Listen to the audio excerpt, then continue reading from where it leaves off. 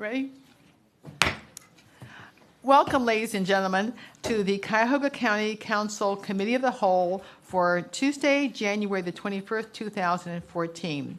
I would remind everyone to turn off their cell phone, pagers, anything that makes noise. We'd appreciate you turning it off. So, Madam Clerk, will you call the roll? Calling the roll, Mr. Brady. Here. Mr. Germana. Here. Mr. Gallagher. Here. Mr. Schron. Here. Ms. Conwell. Here. Mr. Jones. Here. Mr. Rogers. Here. Ms. Simon. Here. Mr. Greenspan. Here. Mr. Miller. Here. And Ms. Conley. There is a quorum. The agenda has been published, and we will follow the agenda as printed. We're going to start with item 3, a public comment related to the agenda. Then we'll be moving on with the presentations, and then we'll go into the public hearing. So, Madam Clerk, have persons signed in to comment related to the agenda? I do, Madam President. The first speaker is Timothy Russo. When your name is called, please come up to the podium, state your name for the record, and you will have 3 minutes to speak. And in addition to which, and this is one of our, I think this is the most crowded meeting we've ever had. I'd appreciate, comments and conversation down to a mild roar. I'm used to being a judge and, silence in the courtroom. But really, we're going to have a respect for every one of our speakers and make sure that you keep the conversation down or take it outside. So thank you. Welcome, Mr. Russo. Thank you. My name is Timothy J. Russo, for the record. Madam President and council members, I rise in opposition to today's resolution. For purposes of full disclosure, I am a candidate for county executive, and I ran for County Council District 7 in 2010. First, I am a lifelong fan of the Browns, the Indians, and the Cavaliers. I remember Red Right 88, the drive, the fumble, as if they happened yesterday. I watched the Indians lose Game 7 of the World Series on Armed Forces Television from my work in Armenia. I watched nearly every minute of LeBron James' time in Cleveland, and I know why Mel Turpin is called Dinner Bell Mel. I also watched the Browns come hat in hand to one of the poorest cities in America for $30 million. I watched Joe Banner refuse to tell City Council anything about the Browns' finances. I then watched a sitting councilman vote to give the Browns that $30 million, despite getting no answer to his own questions about the Browns' revenue, their profit or loss, even the amount of taxes the Browns pay. If I came to this council to ask for 1 red cent, you would reasonably set a microscope to my bank account. When 3 billionaires come to this council to ask for hundreds of millions, did you do the same? Why is it that every time a billionaire wants to save a nickel, the little guy has to cough up the nickel? 24 years ago, I supported this tax. I dismissed the arguments of people like Raldo Bartmol, who said the promises were inflated, who warned us these billionaires would be back again, who documented the money trail billionaires use to purchase the power they need to line their own pockets.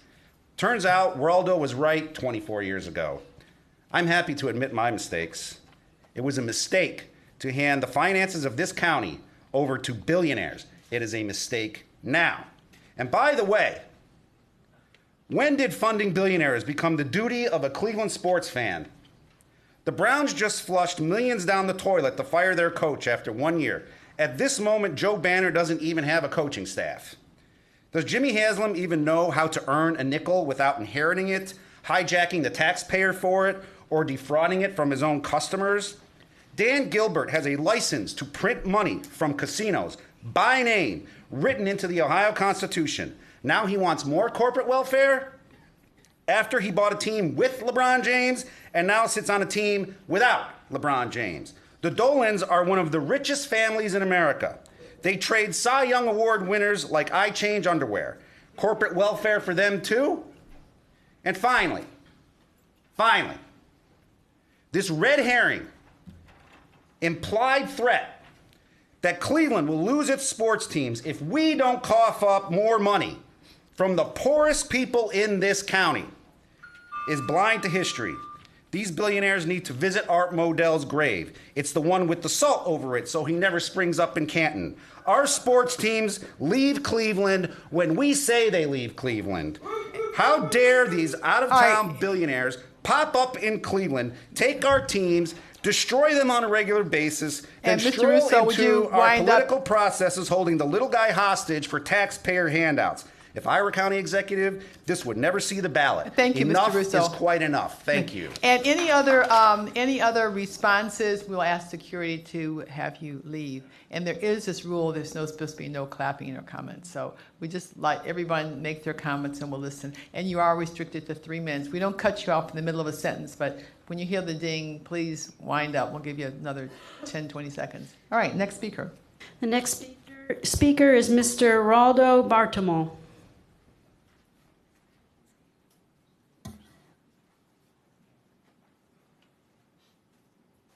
So happy that. that Speak you to the give- microphone, thank you. I'm so happy that you give 3 minutes to the public. It's really very generous of you. I know we're talking about the sin tax, but before I get into that, I want to inform you that last Wednesday, January 15th, you, the county, made a payment to bondholders for Gateway for bonds let by this county years ago. I've endorsed a list of payment of multi-million dollars from the county general fund since 1992 that'll extend till 2023. You've already made $123 million in payments to these bondholders out of your general fund. You have $70 million more to pay out of your general fund to these bondholders for Gateway. Why now would you want to present Cuyahoga County taxpayers with a 20-year sin tax, which will actually bring in many more dollars than the 15-year original tax brought in, which was $240.5 million, to build a stadium and to build the arena? You're not building it anymore. I believe anyone that this is beyond reason, and I think that any serious person would feel so.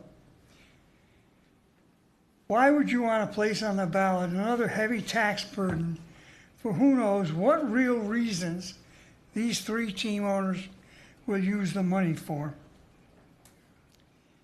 You are now taking a silly step and jeopardizing the economic standing of many people with this regressive tax. You are presenting a make more poverty situation agenda. I hope there are enough members with sense to realize what you're doing. Please do not do this. I have here copies of documents from the county for all the money that you have been spending on Gateway. I have here the copy of the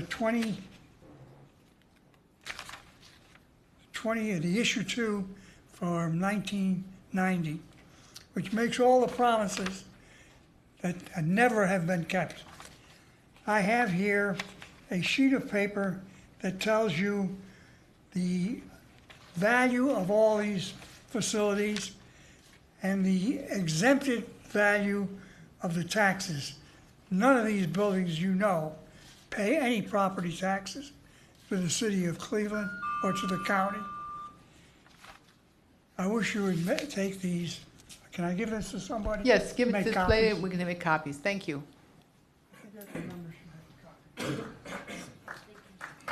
There's no response, please. We can just hear the various speakers.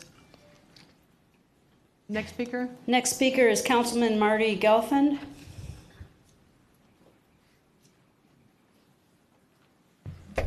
Good afternoon, Madam President, Good members afternoon. of council. It's great to be here. My name is Marty Gelfand. I'm a councilman in the city of South Euclid. A little less than a year ago, we learned from our mayor that because of cuts in the federal budget, the state budget, particularly the state budget, we didn't have money to continue to pay our police and fire what we had been paying them, and we're looking at some cuts. So council got together and we decided that the best avenue for us to go under those circumstances was to raise a safety levy. And starting in June, I co-chaired a levy committee, and we went door to door, and we got a safety levy passed, and I'm proud that we did that. Now, although I wasn't a chair or co-chair of the other levies, we, as residents of Cuyahoga County, supported the port, metro parks. We supported the Health and Human Services levy, and in my community, I live in the Cleveland Heights University Heights School District. We also supported a bond issue there, and it's overwhelming, really. We supported those levies because they were the right thing to do. They were the only thing to do. We stood behind the needs of our community, for our infrastructure, for our people who are in need, for our parks, for our ports. It was important for us to do, and we did it. Now, with this sin tax, the people are looking at yet another tax, but it's not to support our infrastructure, although one might argue that our stadiums are infrastructure. Really what we're looking at is organized sports, big business. And it's a regressive tax. I think that we should be concerned about this as citizens, as taxpayers, that not that the ports and the parks come to us and the police and fire come to us when funding is down, but when these billionaires, these owners of these teams, and I support the Browns and the Indians and the Cavaliers, but I don't think that poor people, middle-class people, should be supporting it with their pennies whenever they buy beer or cigarettes. It doesn't seem like the right thing to do at the right time. Right now, we're unfortunately living in austere times due to cuts from the federal and state government. People are tapped out. And I think that now is not the right time to ask for more handouts for people that really don't need them. Thank you. Thank you, Mr. Gelfand. Mr. Josh Demankos.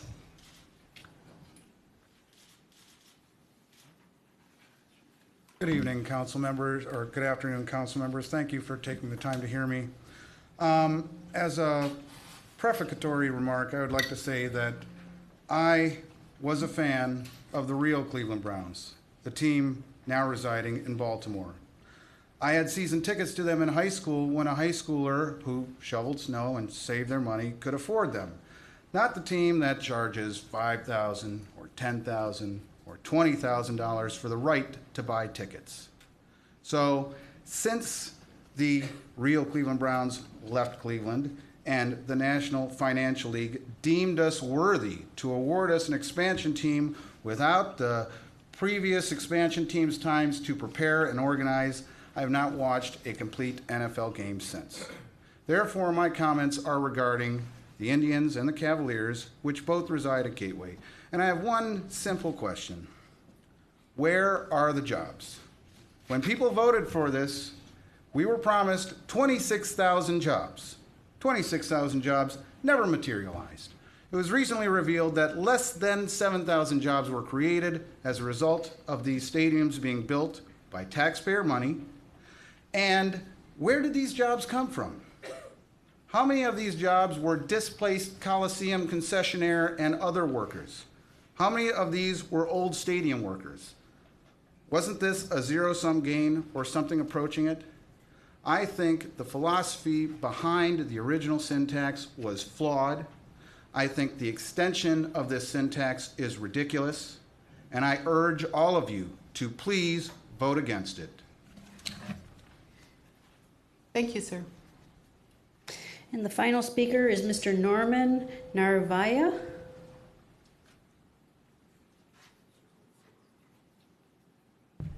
Good afternoon. Good afternoon.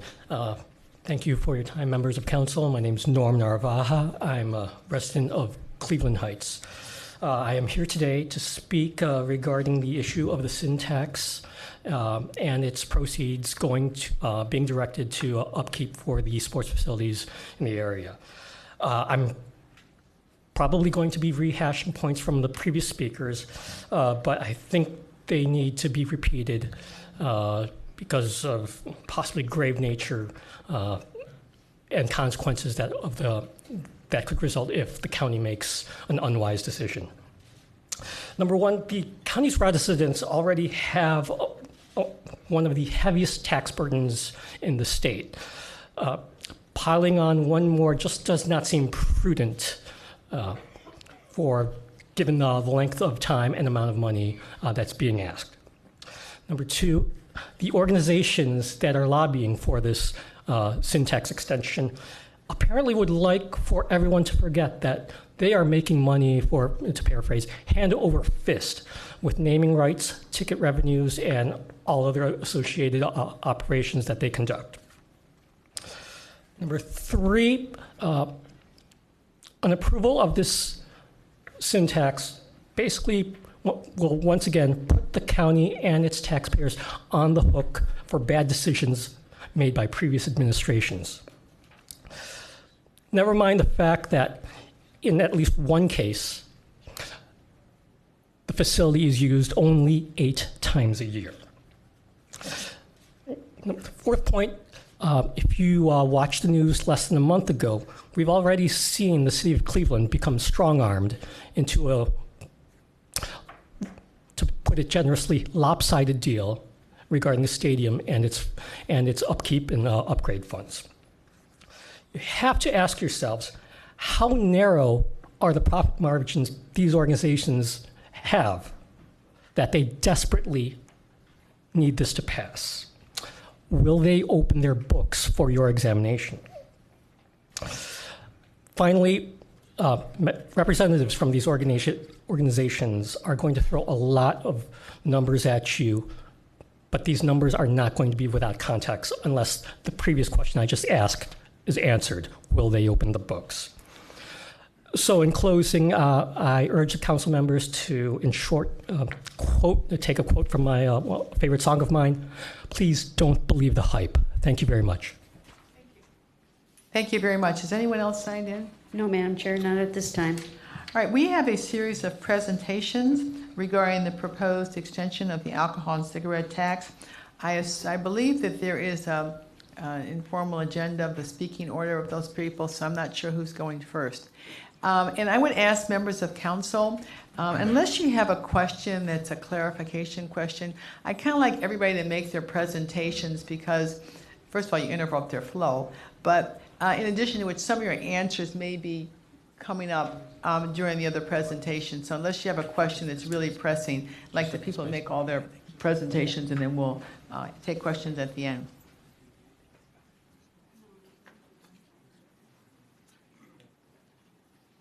If the speakers will please state your name and your organization for the record, that would be very helpful. Thank you. Yes, thank you. Joe Roman, I'm with the Greater Cleveland Partnership. Thank you, Madam Chair and council members. Obviously, we have a lot of education to do on this issue, and we plan to do it. And this is the first step. And I really want to thank you for an audience of the Committee of the Whole, because I think that gives us a chance to start telling that story right from day one. Madam Chair, as you mentioned, we do have a list up on your screen. I think you're seeing this screen as well, if I'm not mistaken. Yes. The speakers, in addition to myself giving an overall introduction to the issue before us, we will have both Tim Oftermatt from Gateway and Ken Silliman from the city with a landlord's perspectives, both obviously for Brown Stadium and the 2 facilities of Gateway. And then we will have presentations by each of the teams before we answer any questions that you may have. So that will be our order, if that works as well for you. I always think a little humor is helpful. And maybe this is a little. But the point is, this is so much more about scoreboards that have received, at least in my opinion, an undue amount and perhaps disproportionate amount of coverage to date. These are facilities you own. That means we own them as Cuyahoga County residents. And thankfully, that's the case. Because I think many of you know that this city and this county went through an era where it didn't take care of its assets. We almost lost Playhouse Square. Our airport, while it was the first municipally owned airport in the country, wasn't taken care of. Our sports facility, at the time one, wasn't taken care of. Nobody wants to think about what that place looked like if you really want to envision it in your head from 30 years ago. What you're considering to do today, I think, is an important, bold step because it says we're never going back there. We've made investments. Let's keep it that way. Let's keep them competitive. And let's do it in such a way, frankly, that other cities are envious of. I get to deal with a lot of my peers around the country. Professional sports is on all of our agendas because we think it's a part of the fabric of being a metropolitan community. They're all dealing with these issues. Some of them have lost teams after only 17 years of being in a new facility. Some of them are now dealing with teams threatening to leave after being in a facility for 22 years. We have a chance to keep doing what we're doing and preserve these assets for another generation. Just as we are reinvesting in our airport, just as we are reinvesting in Playhouse Square, just as we are reinvesting in our neighborhoods of this city. So I think the context for what we're considering today is key. I've talked a little bit about this. The good news is we don't have teams threatening to leave. We have teams that want to be competitive in publicly owned facilities. These teams have been investing in the maintenance of these facilities since they've been in them. Because as you know, the sin tax has been used to pay off the capital debts of these facilities. And the teams will outline that for you. So our proposal today, and we know there will be a campaign and education to do, is to give the voters the chance to make this decision. A couple of key points, though, and differentiators. All of our facilities are downtown. That's not the case for many, many metropolitan areas. Why is that important? Because the synergy that creates an East 4th Street, that creates a warehouse district, that supports downtown housing, that supports residents who can go to the other facilities such as Playhouse Square, are connected to downtown. The greatest synergy we can get from these kinds of investments are close together and in our downtown, and we have that. Very unique across the country. You probably know we're one of only 15 cities and one of the smaller metropolitan areas with all three of these particular major league franchises. As I said earlier, no one's threatening to leave. They're making investments in their facilities. And we're not proposing an additional tax. We're proposing, obviously, to keep the tax in place that we have had for 25 years and supported positively by the voters twice. As I mentioned already, professional sports isn't just professional sports. It's our culture. You can't value professional sports simply by measuring the people that attend the games. Anybody have relatives in an assisted living or skilled nursing center? Go on a Sunday afternoon. They're watching the Browns. Go on a summer day. They're watching the Indians. At night, they get to watch the Cavaliers. It's part of us. It's part of what makes us a major metropolitan city. And yes, the public sector needs to be a part of that. Going all the way back, this is what got us into this business. I remember the days when people wondered why the public was investing in Gateway. Well, guess what? They had invested in the first sports facility. Fortunately, our first sports facility wasn't supposed to be for baseball or football. It was supposed to be for an Olympics that never happened. We turned it into an asset that served us for a long time, but we didn't take care of it. That's the chance we have in front of us today. These will remind you of the votes we've had before. It was close in 1990. Interestingly, when the Indians were going through their 455 straight game sellouts, I think if you asked our public how many of you voted for Gateway, I think it won 90-10. But in reality, it was quite close. Again, in 95, it passed, as you see, overwhelmingly, and that has been the tax that's helped to build both of our sports facilities. It's a relatively small tax. I don't take that lightly, but the reality is these aren't the only taxes on these products. As you know, both the state and the federal government also add taxes to these very same products, and in most cases, much larger than the sin tax we're talking about today. In some cases, the outcome has been tremendous. You all know that this country took on a public policy statement years ago to say people shouldn't smoke, and one way we can address that is to tax the product, and it's worked. Thankfully for this tax, we've also been able to maintain the overall level pretty closely in what the revenues from the alcohol and beer and wine taxes has been. But this is one of the smallest taxes on this product. Also important to note is that while I have heard some people wonder why do we need to extend the same tax for 20 years when the first 25 years actually built facilities? Well, folks, you know there's something called inflation. Not only has the simple direct revenues from this tax gone down over time, again, largely because of the smoking tax or the cigarette tax, the value of that tax is much less. So what it can buy today is nowhere near what it could buy when the tax was enacted in 1990. That's important to keep in mind. I want to share with you just a quick video, maybe to get us in the mood.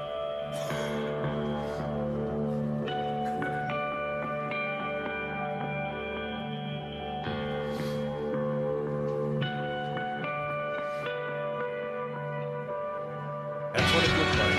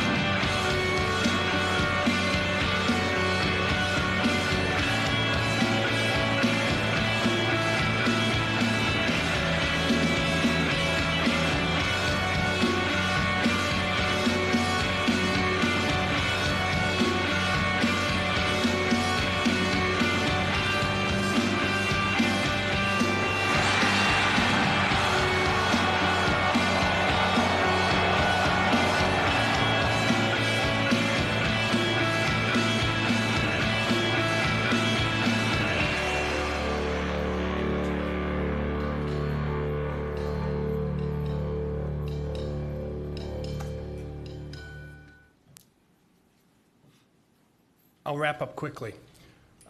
This is only an abbreviated slide of the impact from the perspective of people who actually attend these facilities. What you see in front of you are how many people are coming to sporting events at these facilities.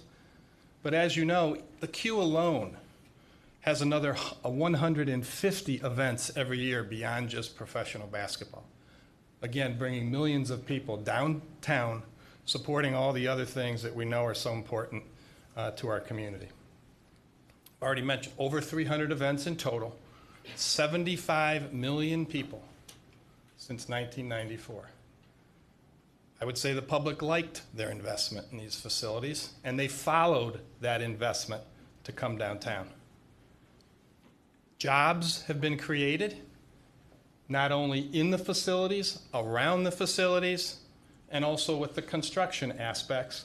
And we as an organization, as you know, have already taken very big steps in trying to make sure that community benefits agreements and construction projects in this county become one and the same.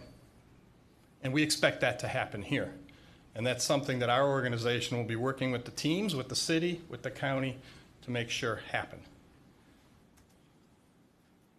As you can see here, taxes are being paid as a result of these facilities. Many other developments have occurred. I have a hard time, as I think you might, believing that East 4th Street, as an example, would have ever happened without the investment right across the street. But I actually think most importantly, forget sports, forget if you care, anything else I've said, I think we want to stay as a major league city. And these teams are part of it. Just like the United Hub is, just like our cultural facilities are, and we have a responsibility to continue to invest in those. Yes, the Chamber of Commerce is endorsing this, and we're going to encourage people to support it if you give us that chance. But that's not a standalone endorsement. We endorse school levies and raise money for them. We endorse metro parks. We endorse port. We endorse health and human services levy and libraries. The business community is an active partner of yours in making sure these levies and these tax dollars, when they're important to the community and our future, do in fact get passed. And we plan on doing that again if in fact you give us that chance. So thank you for the time. I want to bring up Tim Oftermatt now, chairman of Gateway, someone who's been involved with these various facilities since day one, and there's only a few of us old enough to say that. And I think he will be giving you the perspective of the landlord of Gateway, and then Ken Silliman will be following up from there. Oh, okay. You hit the space bar. Good afternoon, everyone. Madam President, members of the County Council, I appreciate you giving us an opportunity to make our various presentations to you. My name is Tim Oftermatt. I'm the current chair of the Gateway Board.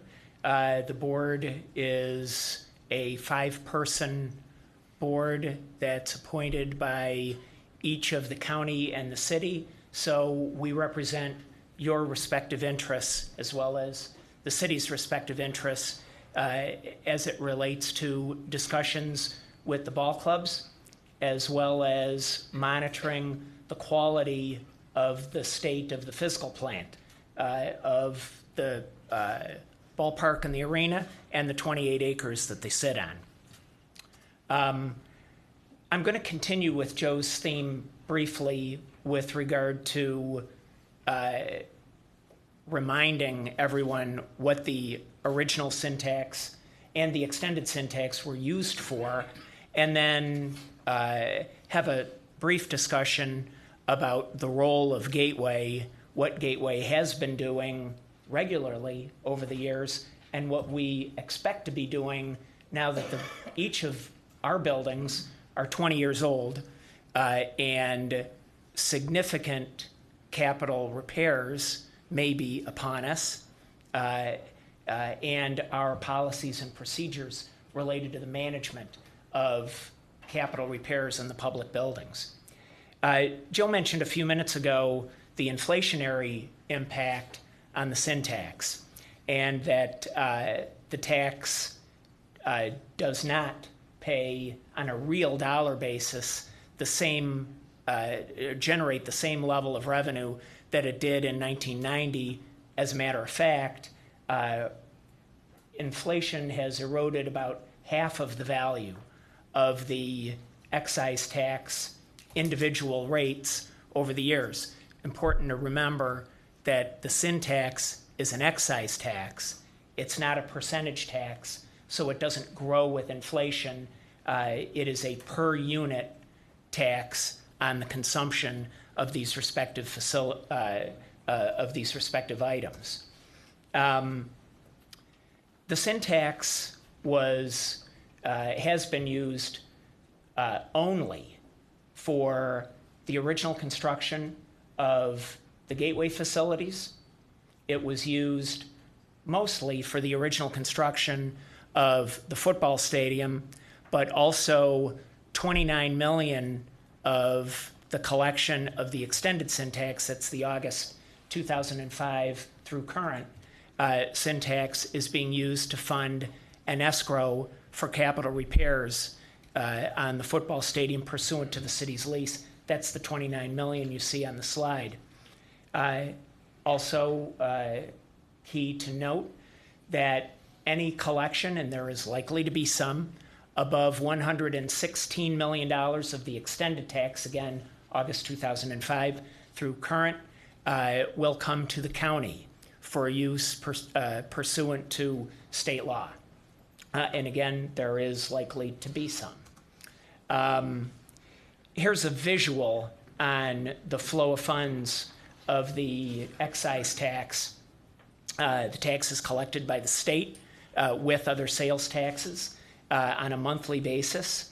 After an administrative charge, it comes to the county every month, so this is county money.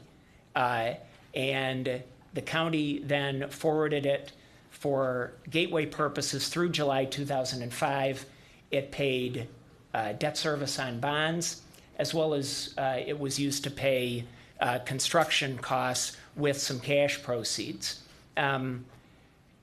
After construction was completed of the original Gateway facilities, whatever was not used immediately to pay bonds by the county was routed through the city back to the county to pay debt service on the county's arena bonds. After 2005 through 2015, the first $87 million of the extended tax was forwarded to a bond trustee for the city related to the city's bonds for the football stadium. Again, the next $29 million for a capital repair escrow, and the amounts above $116 million will come to the county. Now, a little bit about Gateway. Gateway was formed as a partnership between the city and the county and the state 25 years ago. It owns the property and the sports facilities that sit on its 28-acre site. The Gateway Board is a 5-member board of trustees. 2 are appointed by the county, including an ex officio, which is currently Matt Carroll. 2 are appointed by the city, including an ex officio who is currently their Director of Economic Development, Tracy Nichols. And there is 1 joint city-county board member, that is me, who is the chairman. Gateway has 8 direct employees, plus some contract employees that provide security and maintenance and cleaning on the site.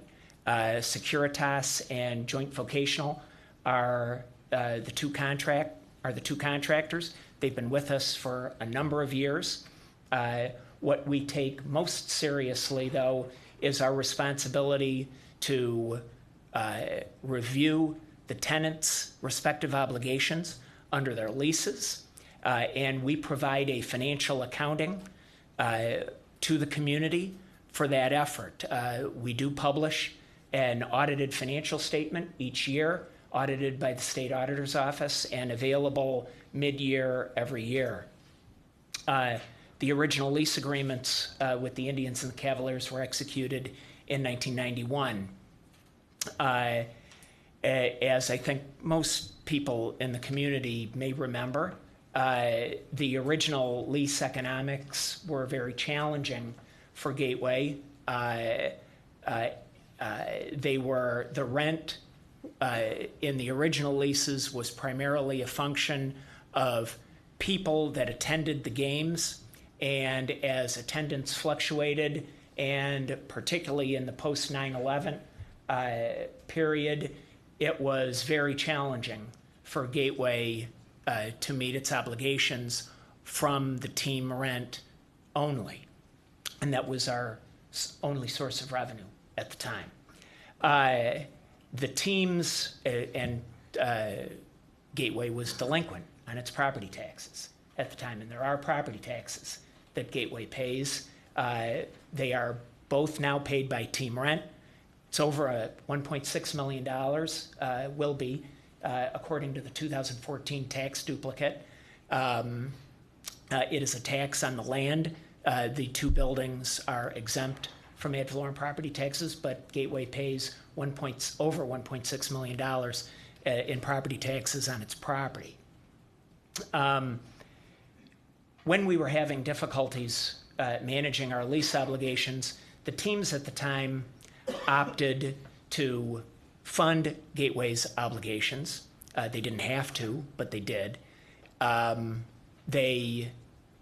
Gateway at the time was accumulating large payables to the teams. In 2004, Gateway and the teams executed twin lease amendments that we are currently working under, and we at Gateway believe that's a key point for the council to consider at this point. The 2 Gateway leases with the Indians and the Cavaliers are now 2 of the more public sector friendly professional sports facility leases in the marketplace. The teams have altered their rental formula, and most importantly, they've agreed to fund they've actually agreed to fund all of what I would call primary capital repairs to date. We'll see a slide later. The teams have funded on a combined basis since 2004 nearly $50 million worth of capital repairs at the two facilities and on the site, I should say. Gateway's 2014 budget, which includes more than $1.6 million in property taxes, is $3,765,000 or thereabouts. Part of the original leases continues to be a key part of the lease today is that the teams fund all of their regular operating costs. This is not a component of every professional sports lease, believe it or not, particularly those in mid and smaller markets. The public is asked to fund operating costs for many of these professional sports entities in other markets. The next slide is a summary of the comparison of the original lease agreements to the amended lease agreements. A few key things to point out. The rental calculation has changed. Gateway now submits to the teams its annual budget. Gateway continues to pay for the costs of securing and cleaning and maintaining the public areas, its property tax obligation, and its oversight and accounting functions. That's the total of $3,765,000. The teams pay that as a rental payment every year. In addition, as part of their rent, the teams pay their annual primary capital repair obligations. Again, since 2004, that's totaled nearly $50 million. The teams, as you know, have naming rights to the entire facilities. That was not the case at the time of the original lease obligations. Gateway controlled the exterior only. The teams still controlled all signage and sponsorships on the inside of the building. In consideration for the teams' changes that they made to the lease in 2004, we agreed to provide them naming rights to the exterior of the building. Since Gateway didn't control any signage or sponsorship inside the building, frankly, it was not that valuable. The exterior naming rights was not that valuable. In original and amended leases, the teams continue to have the operational responsibility. The teams do pay property taxes as a part of rent. There were admissions tax offsets in the original lease. The Cavs now pay that directly to the city. There were parking credits that were due to the Cavs that are no longer part of the lease. And as I said, the primary capital repairs are now funded by the team. The public has maintained the obligation in our respective leases to fund capital repairs, any single capital repair that exceeds $500,000. There's a slight differential in the Indians lease. You see the 525 there. That's a function of the consumer price index since the time of the amended leases. The idea of this, or what we at Gateway call quote unquote major capital, was that the public or Gateway would remain obligated to fund foundational improvements, concrete, roofing, major building systems. Since the amended leases and going all the way back to the 1994 opening, no tax revenue has been used to fund any capital repairs at the Gateway facilities, and the Indians and the Cavs, as I've said, have funded nearly $50 million worth. The facilities are 20 years old, and lots of people have gone through them. Joe mentioned earlier the 75 million patron number. it's a lot of people coming through these facilities. And as 20-year-old facilities, even though the teams have contributed nearly $50 million to capital repairs in recent years, the major capital items we think at Gateway are forthcoming. We're talking about, and there's been a lot of conversation about scoreboards, no doubt. Scoreboards we feel are important as an amenity. The teams will no doubt talk about this a little bit more later. They do help attract customers into the buildings, so we think they're important in terms of bringing folks downtown. In addition to the scoreboards, though, and probably much more weighty, things like air handling units, storm and sanitary water facilities, chillers, vertical transportation escalators and elevators, sound system water pumps, ice floor chillers, things that are pretty mundane, but items that wear out after 20 years.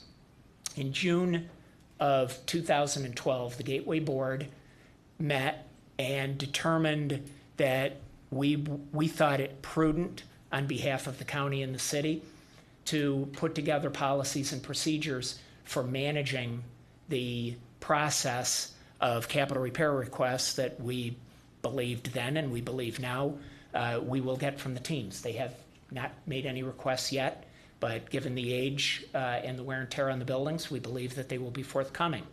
The teams are obligated to provide to us by July 1st of each year their expectations with regard to these capital repairs.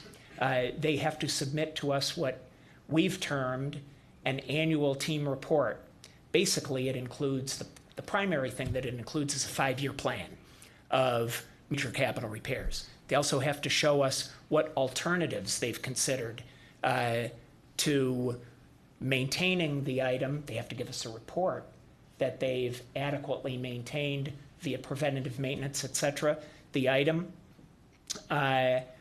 before we'll even consider it. Gateway then, with our consultant, who is Mid-Ow Incorporated, will prepare an analysis. It'll be presented to the board, the Gateway Board, by August 31st. Then the Gateway Board will come back and make twin recommendations to the county and the city by October 1st as to whether or not Gateway believes that the major capital repair requests are warranted. In addition to the age of the building, construction costs have nearly doubled since 1993. Pick 1993 because that was the midpoint of construction of the original facilities.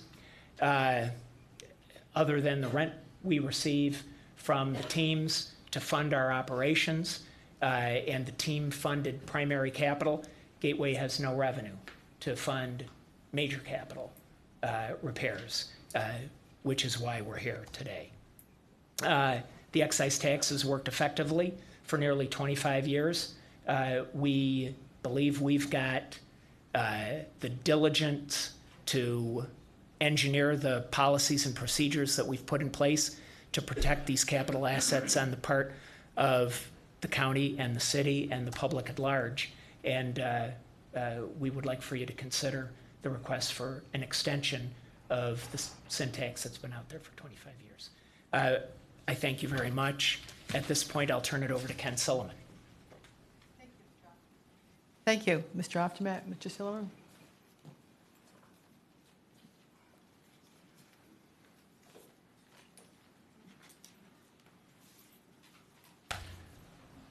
Thank you, Madam Chair, members of the County Council. Thank you for inviting us here to present. My name is Ken Silliman. I am Chief of Staff to Cleveland Mayor Frank Jackson. And let me start by saying that Mayor Jackson does support the extension of the sin tax. That being said, I view my role here to be more explanatory than advocating. The City of Cleveland, as you all know, has recently gone through a similar question, that being last fall when the Cleveland Browns approached us regarding an investment in First Energy Stadium.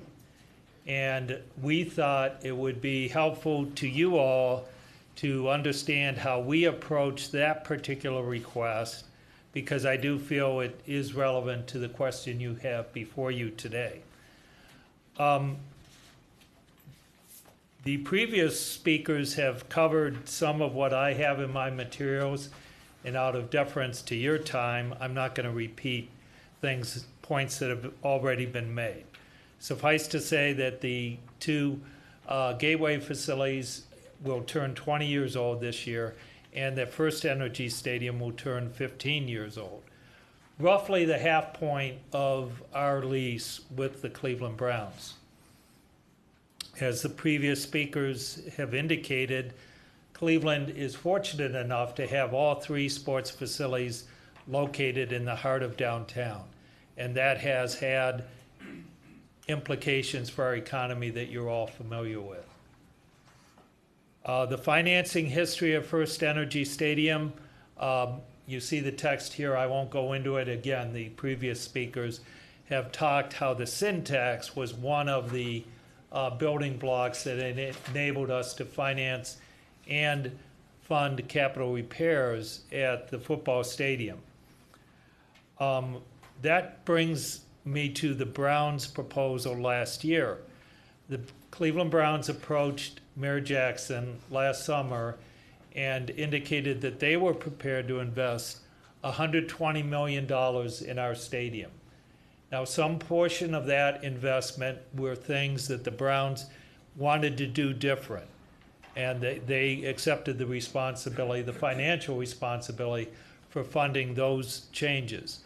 But other elements of their proposal were directed to things that the city of Cleveland was responsible for under our 30-year lease.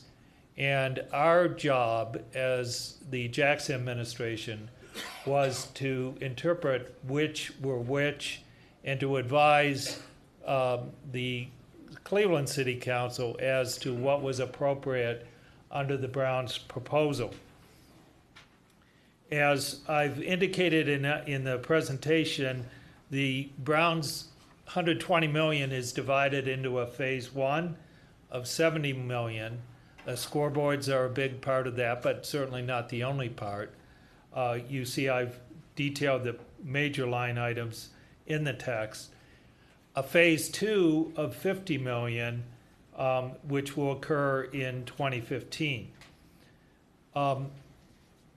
The Cleveland City Council determined, as part of all of this proposal, to provide to the Browns 15 years worth of payments at $2 million a year.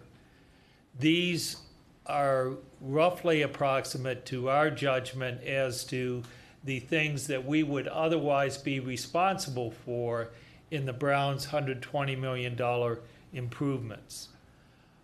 As part of this process, Mayor Jackson determined and Cleveland City Council authorized us to award a $400,000 stadium capital audit contract. In short, we felt that at the midpoint of the lease, we needed to know what condition the facility was in 2013 and what to expect in at least the next 10 years. Those were the tasks that we directed to our consultant, URS. And they performed that review, and you see on page 3 of my report a summary of what they concluded. They determined that over the next 10 years, we should expect approximately $80 million worth of repairs for our facility. We then looked at those and we asked the consultant to group those repairs into several categories. The first category is material capital repairs. These were the things that the city of Cleveland is directly responsible for under our lease. And of the 80 million, they determined that approximately 23 million were material capital repairs. We then went back and looked at the Browns program for investment, and we determined that the Browns would be funding 9 million of those 23 million that we would be clearly responsible for. As to the non-material capital repairs and general improvements to the stadium, URS projected 56 million, and of that, we determined 23 million of that would be covered by the Browns' $120 million investment. So after you subtract out what the Browns were doing from the overall $80 million in needs, that left about 47 million that remained to be funded. Of that, we will use sin tax proceeds that were described to you before that are coming in now to fund 24 million. That leaves 23 million that we don't have funding for. And that is what we would ask of the extended sin tax. Now, although we respect our consultant and we think they did a good job in estimating what lies ahead, we know that there is uncertainty and we can't be sure they figured out everything, and we also know things can change over the next 10 years. And that's another reason that the city of Cleveland needs a sin tax extension, because we're not certain that 23 million is all that's out there. If you turn to page 4 of our report, you'll see that Mayor Jackson felt and Cleveland City Council agreed that community benefits were an important part of the Browns proposal. And again, I'm not going to recite everything that we agreed to here, but you see it listed here, and you may find it useful for your own deliberations. But we believed, as part of the Browns proposal, and you heard Joe Roman indicate as to all 3 sports facilities going forward, that community benefits is an important part of ensuring that all the community has the opportunity to participate in the benefits resulting from the ongoing upkeep of our sports facilities. Lastly, you'll see that I included as Exhibit A the specific results from the stadium audit for the Brown Stadium. And again, we feel that for our 400,000, we got a very good projection of what to expect over the next 10 years. But keep in mind that our lease has 15 more years, not just 10 years. So we got a partial look at what we may expect as far as stadium repairs, not a complete version. And also, there is uncertainty there.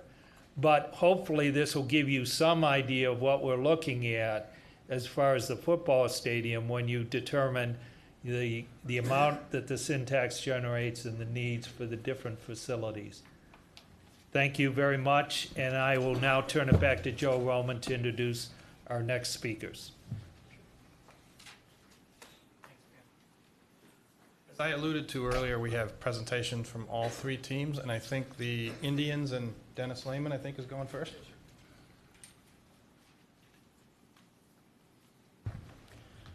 Good afternoon, Madam Chairwoman and Council. Nice to see everybody. My name is Dennis Lehman. I'm Executive Vice President for the Cleveland Indians. I joined the Indians in 1988. So I have some experience in having worked at the Municipal Stadium and also being actively involved in the development of Jacobs Field, Progressive Field over the course of my career here in Cleveland. What I'd like to do is not really try to regurgitate too much of what Chairman Oftermatt had to say, but I will I'll point out a couple of things in the overview here that might be helpful to you. A little bit about us. As you heard, we've drawn 48 million customers so far since 1994. We've had nearly 1,700 events at Progressive Field. And as Tim mentioned, we've done a significant amount of Indians dollars that have been put into Progressive Field as well. Not only funding capital repair for a gateway, but also maintaining our own building and our own areas that we try to develop in order to improve our steed here at the ballpark. We'll also talk a little bit about the aging infrastructure that we have. We're going to open up in our 21st season here at the corner of Carnegie and East 9th, and we'll talk a little bit about the repair nature that we have there. And then, as Tim mentioned to you, the relationship with our landlord has been very good. We've subsidized really Gateway by having the Cavs and Indians split those expenses. We've spent those dollars in order to make sure that the CAM is in very good working order. We maintain the security for Gateway as far as sharing those concerns. And we also have this capital threshold that Tim sort of touched on at $500,000 and below. So we're going to talk a little bit more about the rent that we pay, the $8.3 million in property taxes, and the capital repairs that was also touched on. But before I get into that, I just want you all to understand that we have a strategic plan. I think it's very important. It's really what we believe in as an operator, as a business. And there are four real main components. And some of those we're going to talk about today because the ballpark is one of those key components. One is to win the World Series, make fans the focus of our actions, to preserve and enhance our ballpark, and also to have a positive impact with our community as well. So let me just talk to you a little bit about some of the important things to touch on a little bit. About 3 years ago, we went to Team Neo and asked them to do an economic study on what the drivers were that the Cleveland Indians had provided for Cleveland, Cuyahoga County, and the state of Ohio. So we engaged Team Nemo. They worked with a research consultant, Cypress. They did some intercepts at the ballpark in 2012 and put together what we thought was a pretty good understanding of our customer base, where they come from, and how they spend their dollars. And in doing so then, we looked at the operations, which is what goes on at Progressive Field, what's being purchased, what we pay our employees in wages. We looked at the visiting fans, the folks who come outside the ballpark for food, accommodations, travel, amusement. These are folks that are spending retail dollars in Northeast Ohio, in downtown Cleveland, and then looking at the state and local taxes.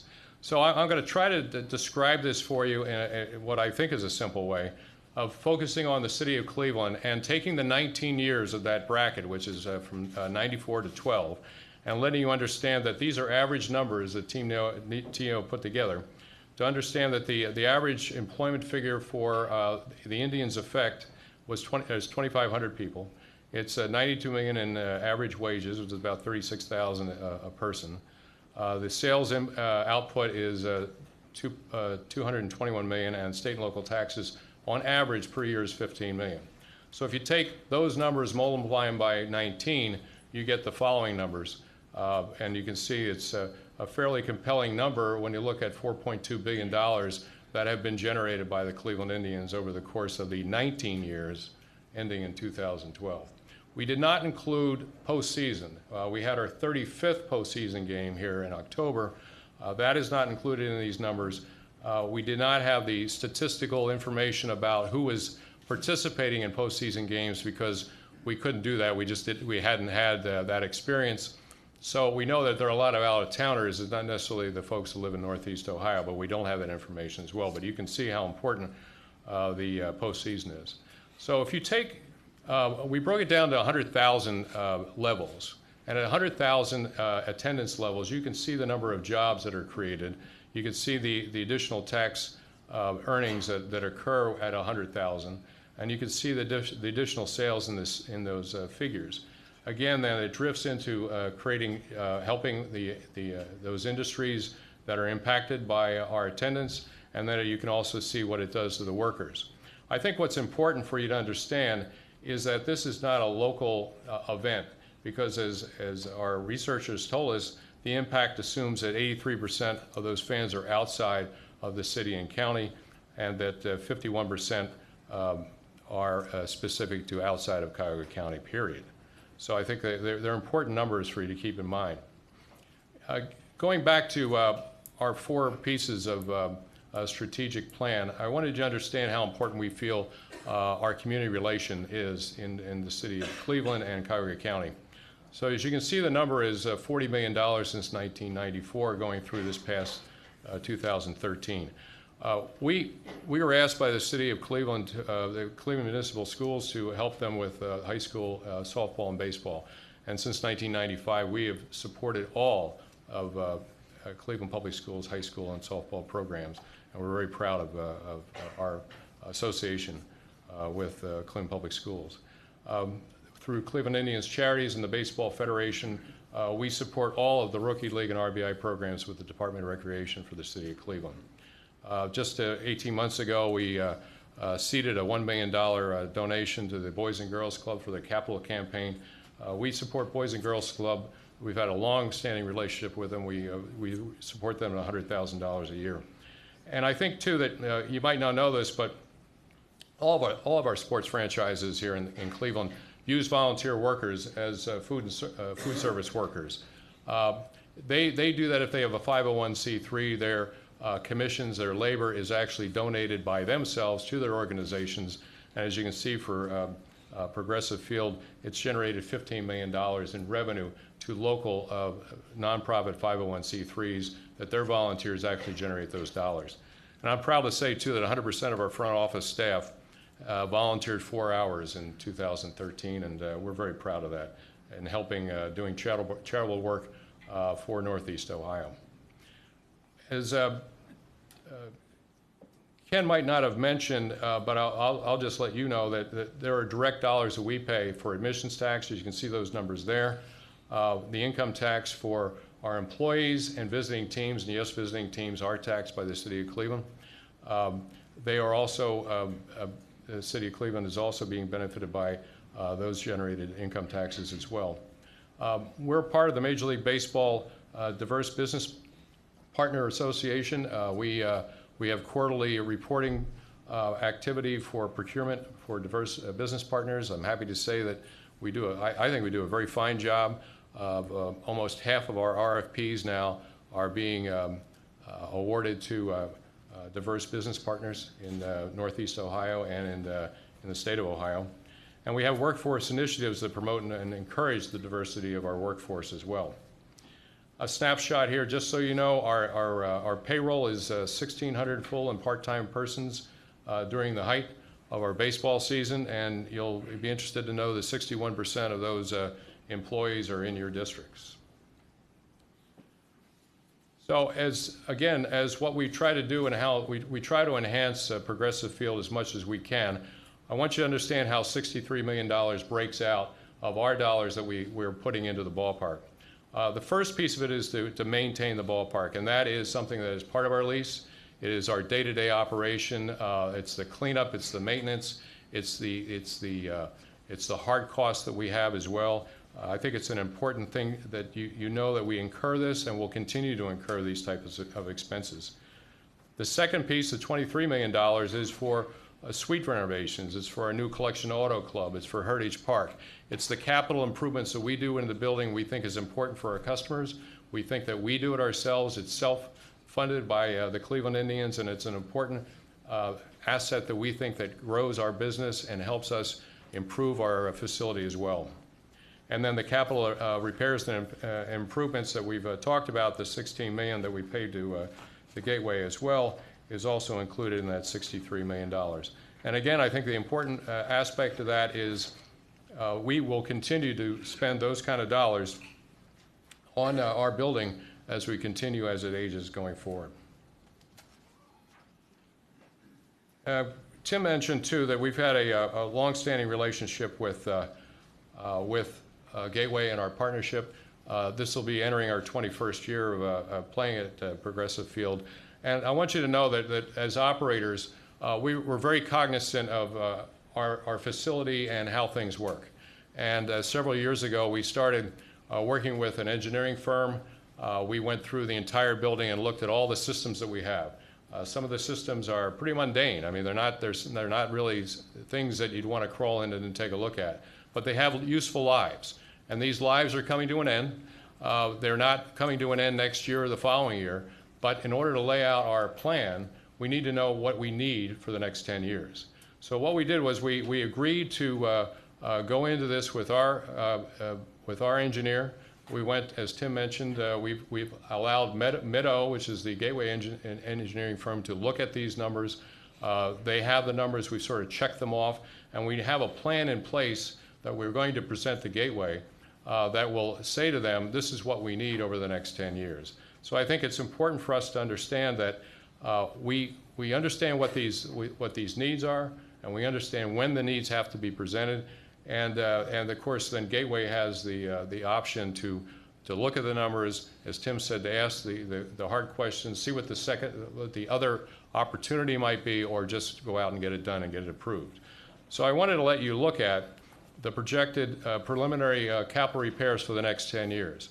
Again, these are lists of items that we are probably going to need to change out over the next 10 years. Again, not next year, the following year.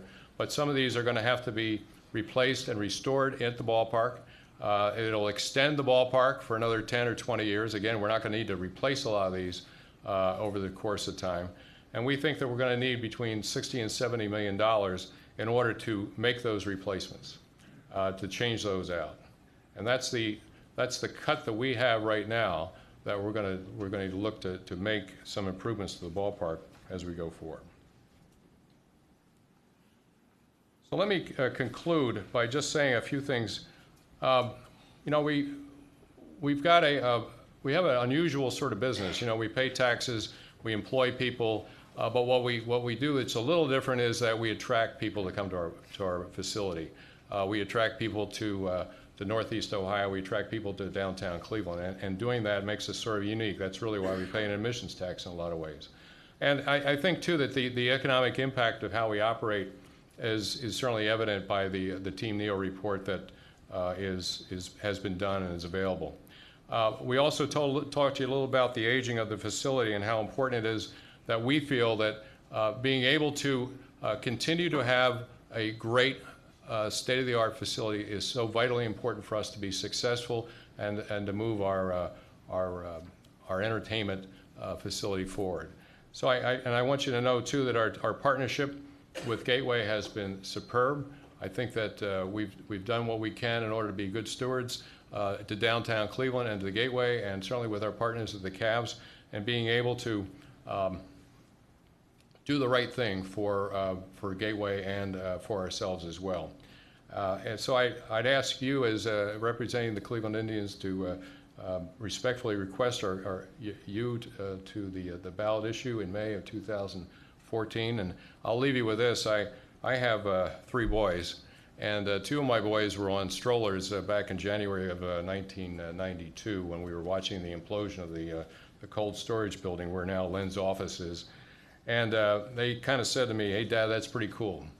And then we went to a lot of baseball games over those 90s and 2000s, and they're kind of grown up today. And I think the one thing that I like to at least know that the legacy of this iconic building is going to feel relevant to them as we move forward, as they get older. It'll still have the same entertainment aspect to it, the excitement and the terrific value that comes with being a baseball fan and enjoying coming to a Progressive Field. So I thank you very much for your time. Thank you very much. Madam President, just one question. That's one as in uno. It is. On slide 42, did you say that 60 to 70 million was over a 10-year period? Was your 10-year projection? Yes, that's a 10-year projection, yes. Okay, one question.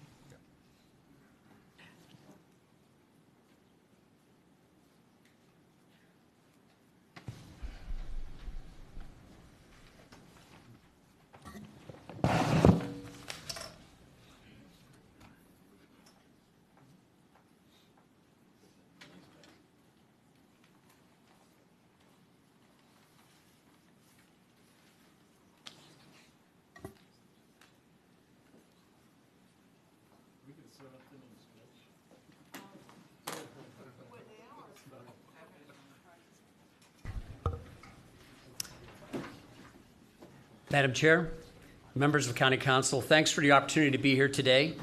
We appreciate the opportunity to speak to this matter. I'm Len Komorowski. I'm the CEO of the Cavs and the Q, and just following up on the footsteps of Dennis, we've been fortunate to have a great partnership with Gateway, with the Indians as well, and what you heard from Dennis is very consistent with a lot of the sentiments that we have as well in terms of the overall partnership, the flow, the way we work together. It truly represents the essence of what is a public-private partnership. And you may recognize this picture as a picture of Rich Hill Coliseum. So I'm not originally from Cleveland. Although we've been called Cleveland our home for the last 11 years, I've worked in markets like Chicago, Minneapolis, Pittsburgh, and Philadelphia. What I'll tell you is many outside of Cleveland, as I'm sure Mr. Oftermack can tell you, look at Cleveland as a model of using its professional sports teams as a catalyst for downtown urban economic development. This community made some choices back in 1990, which are really to be admired, not having been there at this time, but some brave choices which have really helped transform the landscape of downtown. And you know, when you look at it, Richfield Coliseum operated for about 20 years, ironically the age of the Q. And now it's a nature preserve in the middle of a semi-remote location in Summit County. But the only economic impact that spinoff had was maybe a few places or the Tavern of Richfield. But again, a totally different context in terms of how these operate. Mr. Oftermatt also spoke to the Gateway Project, which, you know, here's a shot that we saw, which was once one of the most desolate areas of downtown Cleveland back in 1990. And this is a shot afterwards, transforming the area into a major hub of activity 365 days a year. And really helping in terms of defining Cleveland as a destination, and all of our efforts, working together with the mayor, the county executive, yourselves, as well as city council in Cleveland, to really transform Cleveland into a live, work, and play 24/7 destination in downtown Cleveland, with incredible growth in development of historic hotels, restaurants, residential, all that we've seen, you know, transform in this overall area. And you know, one note I wanted to bring to light here too is our sports and entertainment facilities really carry our city to the nation, the world, and around the globe. So when you think about this, you know, national and international media cover our teams and broadcast our games, often presenting flattering images of the Cleveland skyline and our landmarks throughout the broadcast, not to mention ancillary media doing sidebar stories on our city when they come here and are you know, pleasantly surprised about all the amenities we have to offer. In our case, the NBA is one of the most televised leagues in the world, with games airing in 212 countries, as basketball and soccer are the only two of the truly worldwide team sports. The following, I'm just going to give you a brief sample of the types of beauty shots that occur on a game-by-game basis coming in and out of commercial breaks, which you see when you watch any sporting event. And this occurs for us every game as well, as we play in above and beyond national games, as every one of our games are telecast on Fox Sports Ohio, which covers the entire state of Ohio. It's one of the largest cable networks in the country. Pennsylvania, New York, West Virginia, Kentucky, parts of Indiana as well. And this will give you a brief sample of that. Today's aerial coverage provided by Goodyear. Get there on the cushion of Goodyear. And ultimately, this is how a lot of people around our country and globally get to see Cleveland. When you say 212 countries who will take those NBA broadcasts and distribute them, when we were in the NBA Finals in 2007, in China alone, there were upwards of 300 million Chinese watching each and every game in the finals. Here in Cleveland, at the home of the Rock and Roll Hall of Fame. Thank you very much. And that exposure just has only exploded in today's social and digital media age, again, carrying that imagery of Cleveland around the world. As many of you know, Dan Gilbert, our principal owner, is a major believer in the future of great Midwestern cities like Cleveland and Detroit, and is a tireless advocate of downtown urban economic development and helping to make Cleveland a live, work, and play 24/7 city. Since acquiring the Cavs, Dan's umbrella entity, Rock Ventures, has invested over $1 billion in investments in Cleveland, creating over 4,000 jobs, including the Cavs and Q and all of our teams, as well as major companies like Quicken Loans and Horseshoe Casino, and also catalyst entities such as Bisdom, which is really there to breed entrepreneurialism in downtown Cleveland. And as Dennis cited too with the Indians, you know, that impact also extends into the community, which has been a major focus for our organization for years. The Cavaliers Youth Fund specifically focused on underprivileged youth in terms of health education and many other aspects with that, not to mention, you know, the engagement that our players and our front office and coaches and everyone have in the community on a daily basis. Our team has worked extremely hard to make the Q one of the most active live entertainment venues in the world. And when you think about that, that activity, we've had quite a good little run here, whether it be recent shows like Justin Timberlake or Pink or Jay-Z, or upcoming shows like Billy Joel, Lady Gaga, Cher, Katy Perry.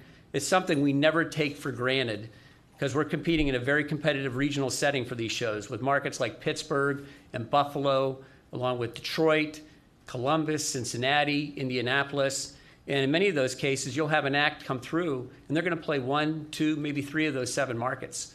So we're out there competing with them every day, and certainly the quality of our venue and how we're able to present ourselves is a huge consideration because they don't have to play Cleveland, Ohio. The Cavaliers actually represent about 20% of the activity at the Q. I know the team is identified with this, but this is truly a community asset, bringing a very divergent and large number of unique patrons to downtown Cleveland, with about 200 events annually. And, it ranges from every given night, a concert. We just finished a run of 10 days of Disney on Ice. So a lot of ballerina dresses down at the Q. And we have a lot of other special events that we produce as well. We're the proud home of events such as the annual Mid-American Conference Basketball Championships, which brings a lot of people from outside of the market into Cleveland every year. And so when you look at that as well, about 60% of our fans this is for the Cavaliers, come from outside of Cuyahoga County. And as it relates to these unique special events, that figure even grows based on the unique nature and is even more of a regional draw in pulling people into Cleveland and, again, creating that impact here as well. We've also worked with a number of our partners in the community, such as the Greater Cleveland Sports Commission, the Mid-American Conference, Cleveland State, and others, to attract a large number of national and international events to the Q, bringing a large number of people. In this case, in many cases, the vast majority, if not all of the people, a large portion of them, from outside of town to experience the city and create economic impact while shining, again, another national and international positive spotlight on Cleveland as a whole. It's a very competitive landscape, and I think as you may hear from others at some point over the duration here, our partners as we compete, many times we're going into these locations, whether it be the NCAA or whoever that may be, and we're competing with a dozen different cities and their venues, and the amenities of those venues, the competitiveness, all those components are a key consideration as they evaluate whether to bring that event here or somewhere else. And again, the quality of the venue is a key and critical part to that. With the Q, we have been making and will continue to make substantial private investments into this facility. So since the opening of the Q, we have invested over $128 million in capital expenditures, repair and maintenance, and gateway payments, which represent 100% of the investment in capital repairs and maintenance since the opening of the arena. We've also invested $25 million in the development of Cleveland Clinic Courts, our player development city facility for the Cavaliers, which also delivers significant positive impact in terms of tax revenues for Cuyahoga County, as well as for the independent school system every year. As Mr. Oftermatt noted, and Dennis also noted as well, Mr. Lehman, that the Indians and Cavs, we agreed to restructure our leases back in 2004. I won't go through this in great detail because it's been covered multiple times. But that, in essence, what that has done in large respects is formalize what we'd already had been doing in terms of paying all those different costs. And then also, again, creating the what was referred to as a primary threshold as far as major structural core system related elements, of which is part of our overall lease with Gateway. I think one other element too that Mr. Oftermatt noted, and it varies based on different locales, and as he also noted, in mid-sized markets, it's not uncommon in our league to see, in those cases, operating expenses also paid for by other communities. We'd like to say we readily acknowledge and willingly pay for all of our yearly operational costs, which is not uncommon for those to be $10 to $15 million incremental to the other investments we outlined here privately as well. So I just want to note that, and I think he noted that as well. That's something that is not always the case, and just want to make sure that that's understood as well. With the booking of the Billy Joel concert for April 1st of this year, it marks the 20th anniversary Billy being the first event ever at the Q 20 years ago, back in 1994. A lot has changed throughout the country as we continue to work to compete with other cities through the U.S. And this chart just outlines different venues throughout our league. And the Q is now one of the oldest arenas in the NBA. And to give a frame of reference and some context, out of 30 teams in the NBA, 27 of the teams are playing in arenas that either opened after the Q or have had major structural renovations or are currently announced for construction for a new arena, such as Golden State and Sacramento. And the last team on this list, Milwaukee, the Milwaukee Bucks, are currently engaged in a public dialogue right now about how to fund their next new arena. As Mr. Oftermatt outlined, we're all working through a process, and also Dennis outlined as well, working through a process with Gateway regarding major capital repairs, replacement, and updates. And we're still in the process of working out our facility assessment. But out of respect for County Council, the public in this process, we want to try to provide you with an overview of the types of capital items that fall within the parameters of lease obligations and projected range of cost over the next 10 years in advance of finishing and providing the formal assessment to Gateway, which we'll look to do here in the near future. And as we've been going through this process, and I think, I know it's the same with the Indians, this has been a part of a dialogue, an ongoing dialogue with Gateway as we look to identify different areas. And again, as these buildings are 20 years of age, looking at how we can continue to keep them competitive for the long term. And I think ultimately we'll finish our assessment here in the near term on a more formalized and overview process, submit that to Gateway. We're going to look forward, as we have throughout, working with Gateway, deliver that to them. We'll work with them relative to their consultant, their assessment, and the two parties will work together in terms of what's appropriate to be overall addressed as they undergo their independent process. And we understand that as this process continues to move forward, the significant private investments that we outlined, or I outlined through this presentation, will continue. You know, whether it be operating costs, whether it be other capital expenditures, other repair and maintenance, and the Gateway payments. All of those continue on an ongoing basis in and above what we've already outlined before. We've had an outstanding partnership with Gateway over the last 20 years, and we're going to look forward to continue building on that. We also look forward overall, as I outlined, and certainly with Dan and our ownership team, you know, we have a group of people for overall who really believe in Cleveland. I think all of our team members believe that. We're excited about the direction of this community. As Mr. Roman outlined at the very beginning, you know, we are going to continue to invest in Cleveland beyond the Q, and as we outlined earlier with Dan and what he's done and with Rock Ventures as a whole, and really work as a group and as you all are as well, to make Cleveland truly a live, work, and play 24/7 city overall. So the one note I will reference as well, as it relates to these major capital repairs and replacement and otherwise, as we move forward and continue to go forward in that project, I think prospect, we have a very strong track record as it relates to the casino relative to construction. Bless you. As it relates to construction relative to the casino and inclusion, and we'll look to be consistent in terms of those type of efforts as we go forward for any type of construction projects we engage in contemplating what's in front of you here. So again, I on behalf of Dan Gilbert, our owner, and our ownership team, and everybody who works at the Q, we appreciate your consideration of, first of all, hearing us out today. And secondly, just in terms of considering this important matter for the community, and look forward to continue to work with you on a day-to-day basis to make this city and county as great as it can be. Thank you. Thank you, Mr. Komorowski. And we have one more from the Browns, I think.